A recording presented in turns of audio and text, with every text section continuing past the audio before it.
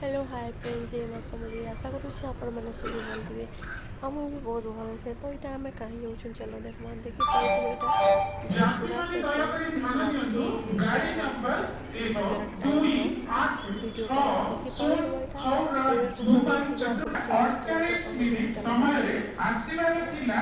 वर्तमान 4 घंटा 12 मिनिट विलंब चालू जहाँ एठारे 1 नंबर प्लाटफर्म रे 2 घंटा समय आसबार संभावना अच्छी यात्री मान असुविधा आम दुखित।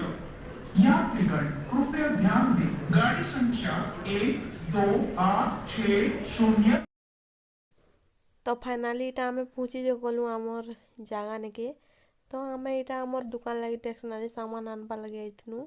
यहाँ आम आसीचु रायपुर नु टेक्सनारी सामान टी कम रेट रे पड़सी ना से लगे आम आसीनु रायपुर। यहाँ आमर ओनर दुकान रो तो देखी पारुथबा यहाँ केते सुंदर सुंदर कलेक्शन पूरा बढ़िया बढ़िया कलेक्शन रहा यहाँ सामान मन सब आनी सारिक यहाँ बिल पे करवार बेले यहाँ वीडियोटा बनई तो देखी पारुथबा सामान बाछवा लगे बहुत एतकी ये वीडियो भी भल से बन नहीं पारली।